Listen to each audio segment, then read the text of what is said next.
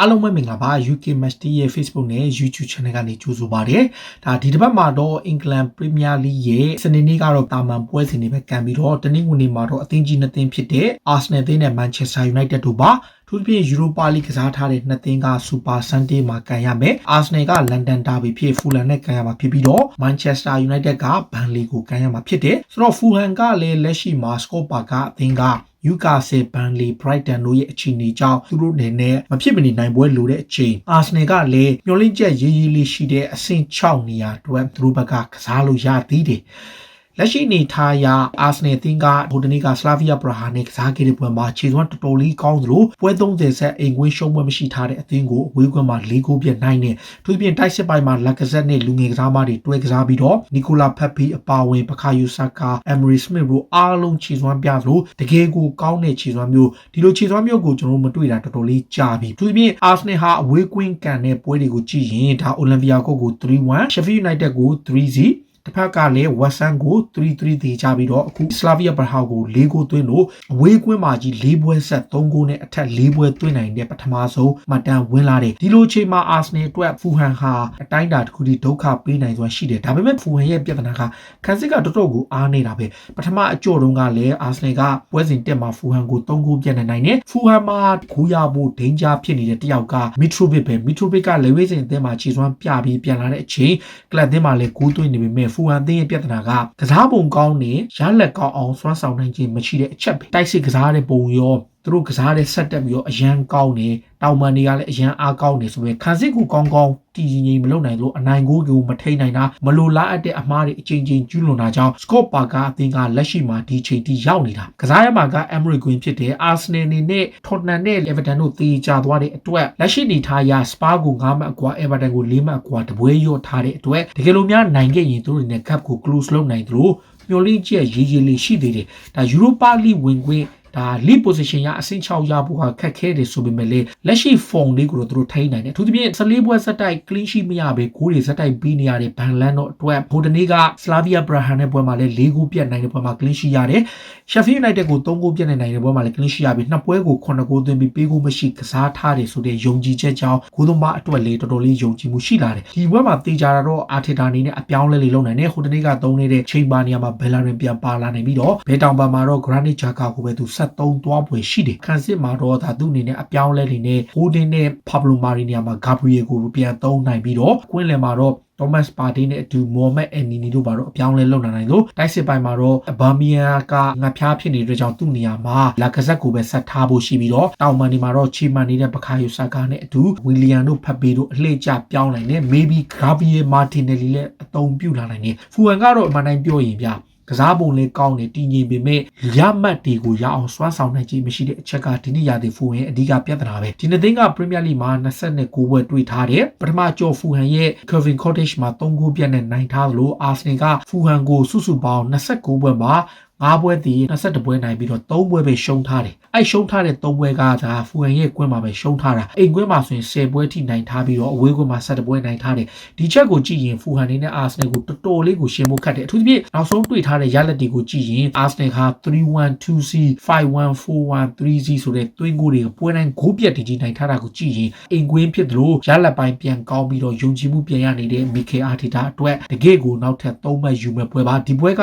UK စံတော်ချိန်နေ့လယ်တနာရီခွဲပေါ်မြန်မာစံတော်ချိန်ည9:00နာရီမှာကမ်းပါပါ Arsenal ရဲ့ Emirates ကွင်းမှာကမ်းပါပါနောက်ထပ်တစ်ပွဲကတော့ Manchester United နဲ့ Burnley ရဲ့ပွဲပါ United ကလည်းဒါလက်ရှိမှာခြေစွမ်းတော်တော်လေးတည်ငြိမ်သလိုအဆင့်နှစ်နေရာကိုအဆုံးသတ်နိုင်ဖို့လုပ်နေတယ်လက်ရှိခြေစွမ်းရကြည့်ရင် Manchester United ဟာတော်တော်လေးတည်ငြိမ်သလို Burnley ကလည်းအမှန်တိုင်းပြောရင်တန်းစင်းစုံတွေကနေရုံထွက်နိုင်ဖို့အတွက်အမှတ်လိုချင်တယ်ခတ်တာက Burnley အသင်းမှာ Chris Wood တယောက်တည်းကိုအားကိုးတယ်အခုနောက်ပိုင်းမှာတော့ Vatra ကဂိုးတွေသွင်းလာပေမဲ့လည်း Manchester United ကတော်တော်လေးယုံကြည်နေတယ်ဒါပေမဲ့ထူးခြားတာကBurnley ဟာနောက်ဆုံး၄ပွဲမှာ United ကိုကောင်းကောင်းဒုက္ခပေးထားပြီးတော့ Old Trafford ကွင်းမှာတပွဲတည်တပွဲနိုင် Burnley ရဲ့သူ့ကွင်းမှာတော့သူက2ပွဲလုံးရှုံးထားတယ်ဆိုတော့နောက်ဆုံး၄ပွဲမှာ Burnley ကတပွဲနိုင်တပွဲတည်2ပွဲရှုံးဆိုတော့ Manchester United ကိုအတိုင်းအတာတစ်ခုထိဒုက္ခပေးထားတယ်အခုကန်ရမှာက Old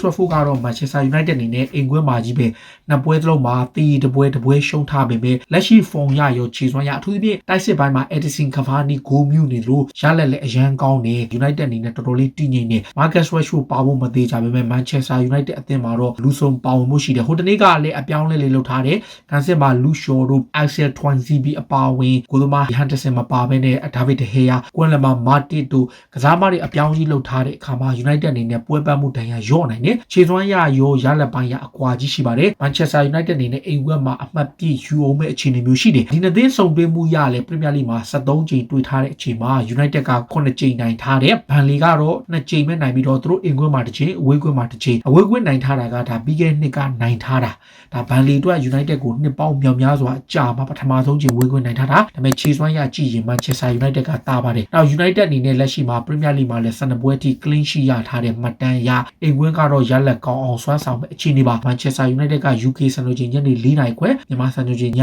9နာရီခွဲမှာကန်မဲ့အိုက်ပွဲပြီးတဲ့အခါမှာမြန်မာစံတော်ချိန်ည12နာရီမှာကန်မဲ့ပွဲက Leicester City နဲ့ Southampton တို့ရဲ့ FA Cup ပွဲပါ Leicester နဲ့ Southampton ဟာဟိုဘက်က Chelsea Man City အနိုင်ရတဲ့အသင်းနဲ့တွေ့မှာပါဒီနေ့သေးကတော့အမှန်တိုင်းပြောရင်လုံးဝမထင်မှတ်တဲ့အနေအထားကနေ FA Cup Semi Final ကိုတက်လာတယ် Leicester ကManchester United ကိုကြော်ခဲ့သလို Southampton ကလည်းသူတို့ကြော်ဖြတ်လာတဲ့လမ်းတစ်လျှောက်မှာလက်ရှိ Champion Arsenal ကိုပါကြော်ဖြတ်လာခဲ့တာပါဒီနေ့သင်းကနှစ်သင်းလုံးကဖုန်ကအောင့်နေတယ် Leicester ဆိုနောက်ဆုံး2ပွဲဆက်ရှုံးထားသလို Southampton ကတော့နောက်ဆုံး6ပွဲမှာ3ပွဲနိုင်3ပွဲရှုံးထားတယ် Leicester ကတော့နောက်ဆုံး6ပွဲမှာ3ပွဲနိုင်2ပွဲရှုံး2ပွဲတည်ကြထားတယ်ဒါဒီနှစ်သင်းထိတ်တိုက်ဆုံတွဲမှုကိုကြည့်ရင်ကျွန်တော်မှတ်မရ Leicester City ကပြီးခဲ့တဲ့နှစ်က Southampton ကိုဝေးကွင်းမှာ9-9ပြတ်နေနိုင်ပြီးတော့ Leicester ကွင်းမှာ Southampton ကပြန်နိုင်တယ်ဒီဟာဒီတဲ့ဒီတိုင်းပဲ Leicester ကပထမအကျော်နိုင်ထားတယ်ဒီနှစ်သင်းကအမှန်တမ်းပြောရင်သူမသာကိုမသာဖြစ်ပေမဲ့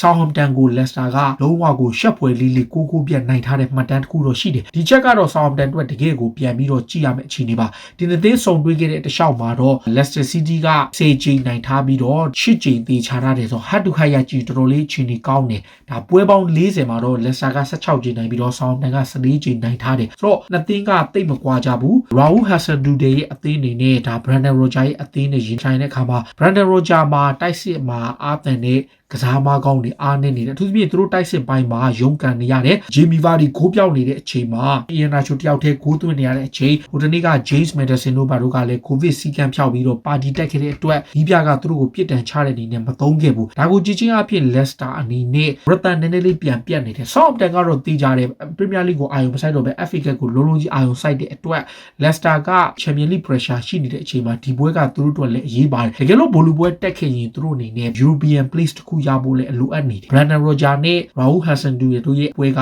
တကယ်ကိုစိတ်ဝင်စားစရာပွဲဖြစ်ပြီးည12နာရီမှာကံပါပါ Super Sunday မှာ Arsenal က Fulham နဲ့ကန်ပြီးတော့ Manchester United က Burnley နဲ့အိမ်ကွင်းမှာကန်မယ်ပြီးတော့မှ Leicester City နဲ့ Southampton တို့က Wembley ကွင်းကြီးမှာဒုတိယ FA Cup Semi Final ဖြစ်ကန်မှာပါပြည်သက်တွေကရောဘယ်လိုမြင်ကြလဲအဲ့3ပွဲပေါ်ကိုကိုယ့်ရဲ့မြေလေးတွေကိုကိုယ်မှဝင်ရောက်မှတ်ချက်ပေးရပါပြောနေအားလုံးကိုကျေးဇူးတင်ပါတယ်အရေးတော်ပုံအောင်ရမည်